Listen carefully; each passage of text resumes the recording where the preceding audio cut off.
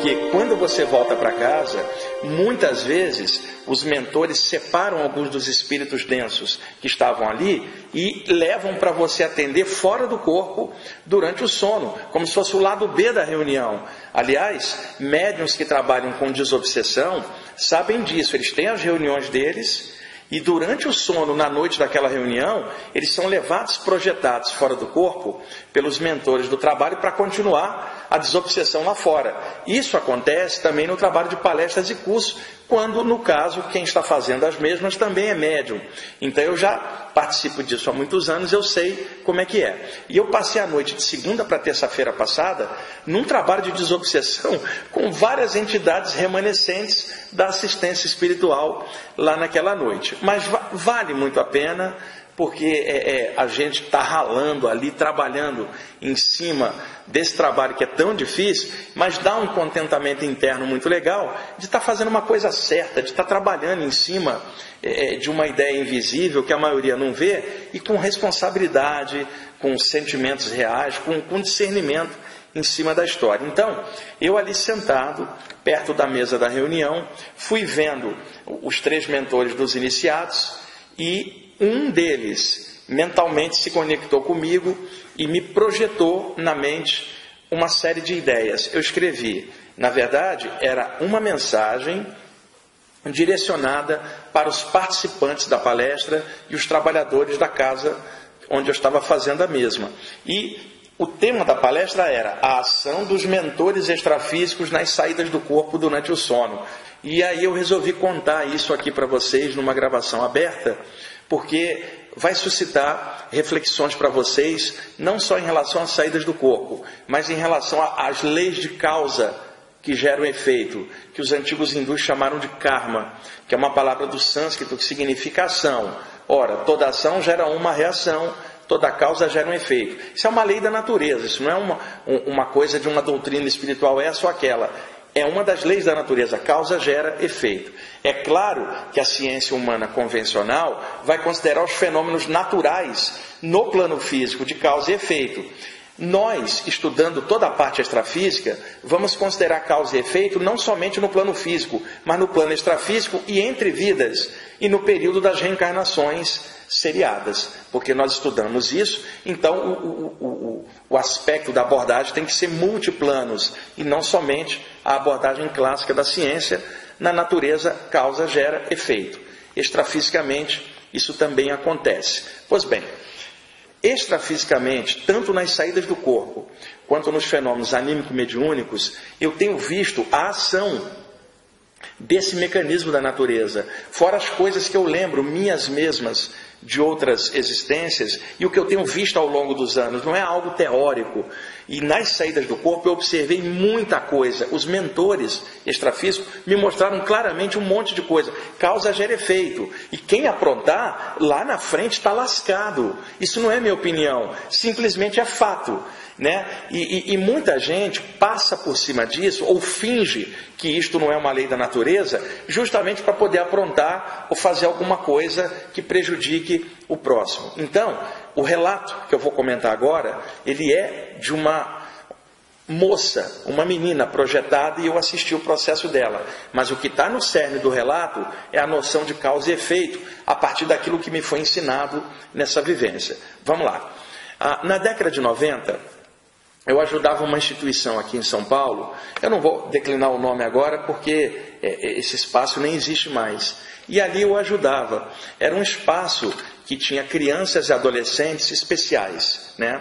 Que tinham sido recusados pela família, e aí aquela casa abrigava essas crianças, e aí tinha toda a assistência material, assistência psicológica e assistência médica, porque muitos profissionais dessas áreas ajudam diversas instituições, médicos generosos que tiram seu tempo e atendem crianças carentes nesses lugares, psicólogos que vão lá atender. É claro que a mídia não noticia isso, né? Então, existe muita gente boa trabalhando no mundo. A gente tem que prestar atenção nesses aspectos e observar o que é da luz, o que é do bem, que também está trabalhando nesse planeta. Então, eu ajudava esse lugar e frequentemente visitava as crianças, aplicava passes energéticos em várias delas. Pois bem, havia uma criança que eu também não vou declinar o nome para não haver identificação. Essa criança já desencarnou há vários anos. Na época, essa criança estava com 5 anos.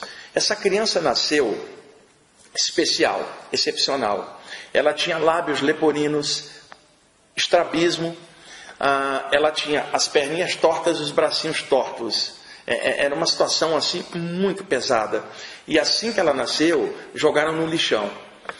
Pessoas olharam aquilo, pegaram e levaram para a instituição, e essa criança estava lá já há 5 anos, frequentemente doente, né? Tinha imunidade muito baixa, e ela já tinha tido risco de morte em várias ocasiões por diversas doenças, desde que ela chegou até lá. E ela tinha 5 anos. Então eu dava particular atenção para essa criança e sempre energizava. E essa criança especial me olhava, o olhar dela era diferente, né?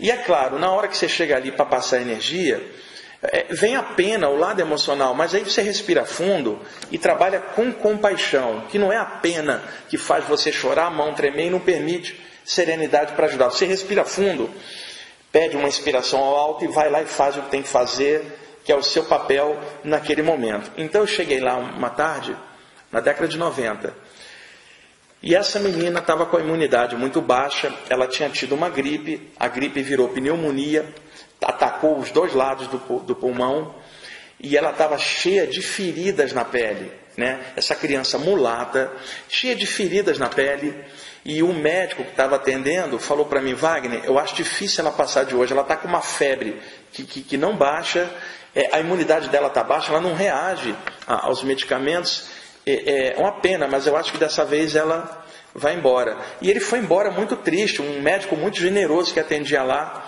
e prestava assistência gratuita também. E eu fiquei ali, gente, em frente ao bercinho dela, ela desacordada, né, tremendo por causa da febre, e aí o corpo cheio de ferida. E aí cheguei e comecei a aplicar energia.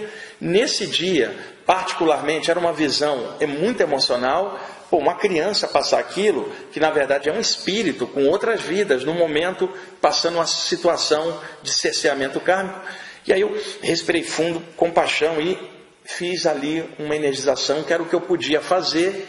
E eu fiquei também imaginando que dificilmente ela passaria daquela noite. Fui para casa, eu me lembro que eu fiz uma palestra aquela noite, e aí mais tarde, eu estando em casa, por volta de meia-noite e tal, eu fui fazer um trabalhinho de energia, né? E aí me lembrei dessa menina, e aí comecei a projetar energia na intenção dela à distância, para que acontecesse o melhor para a evolução dela, fosse o que fosse.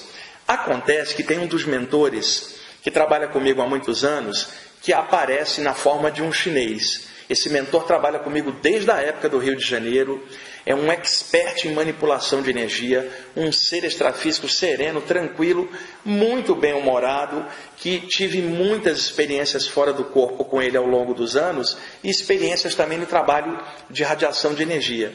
Ele apareceu do meu lado, tá? Não importa nome, nem vou descrever. Uma entidade com aparência de chinesa, amigo meu, de muito tempo.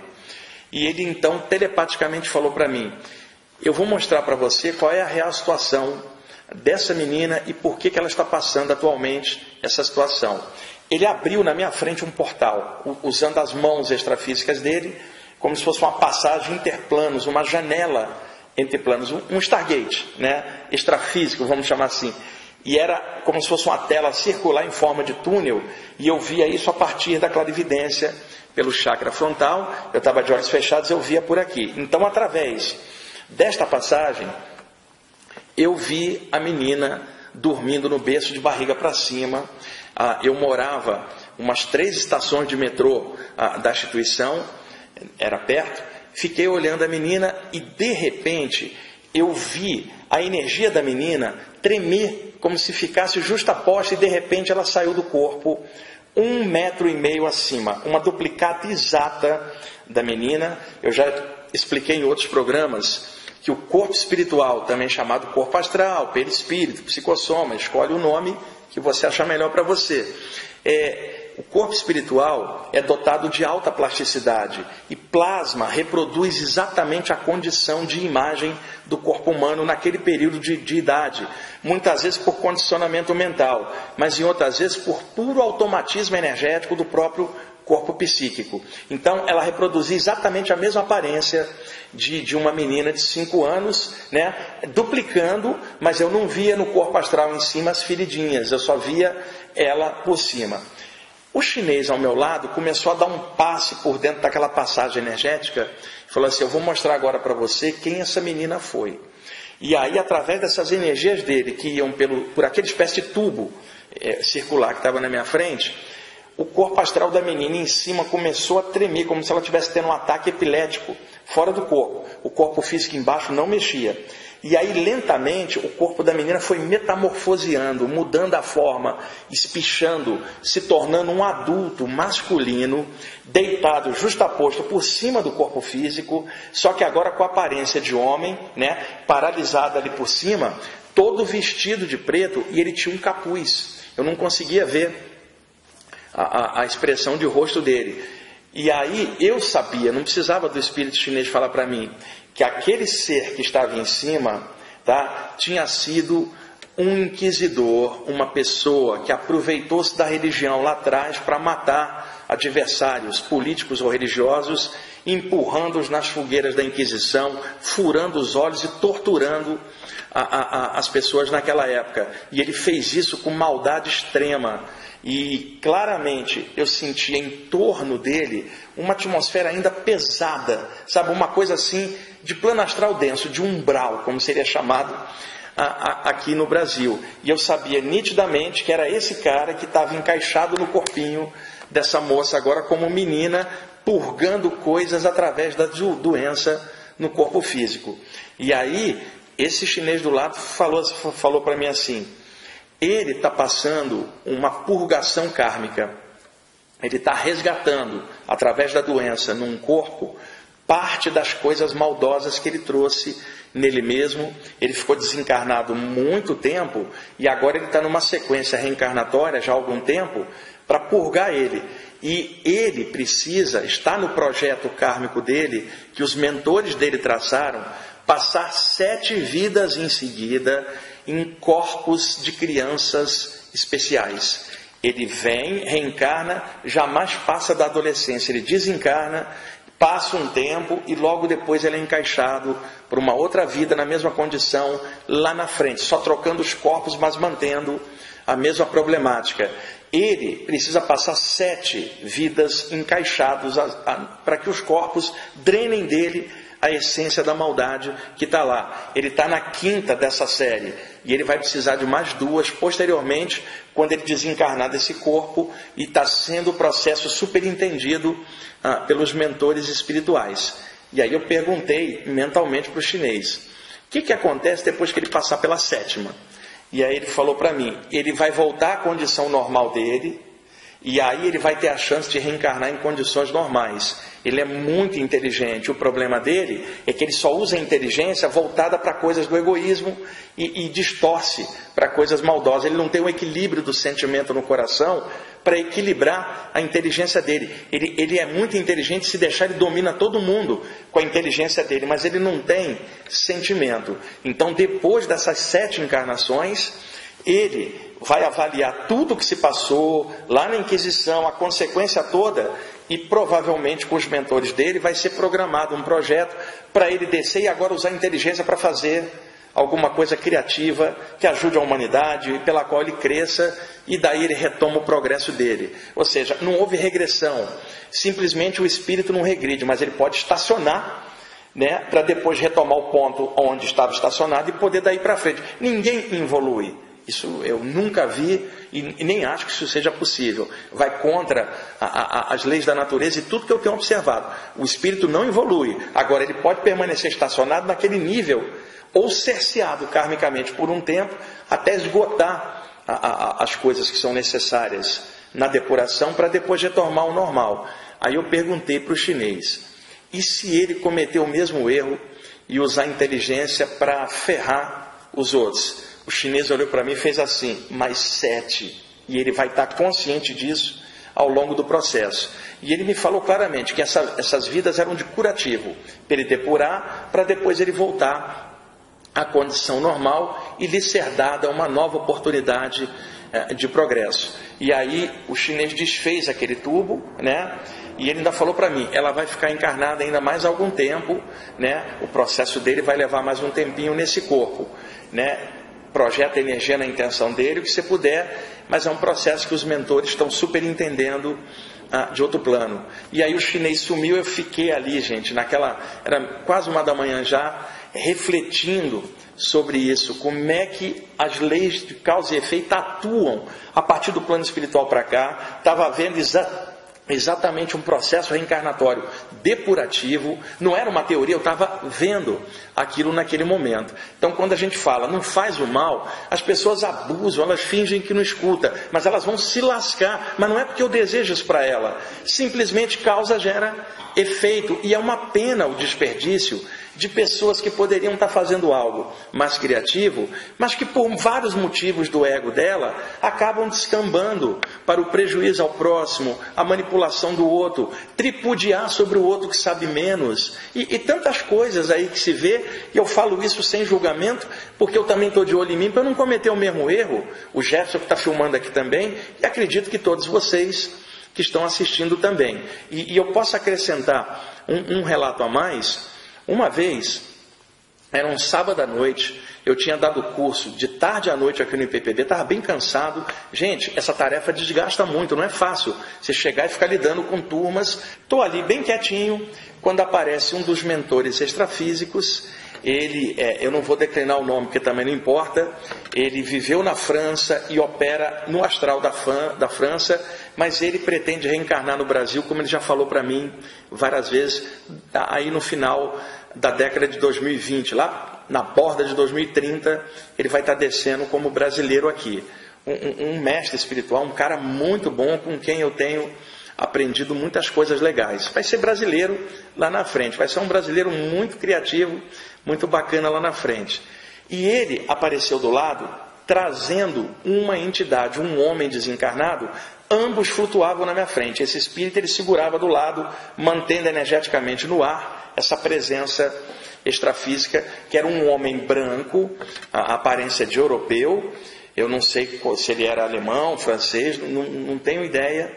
E ele estava com parte do rosto ensanguentada, como se tivesse amarrotado, como se tivesse dado uma pancada com o rosto no lugar. E aí esse mentor falou para mim mentalmente, eu trouxe ele aqui para você irradiar energia, para tirar um pouco das energias remanescentes do duplo etérico, porque ele teve uma morte violenta.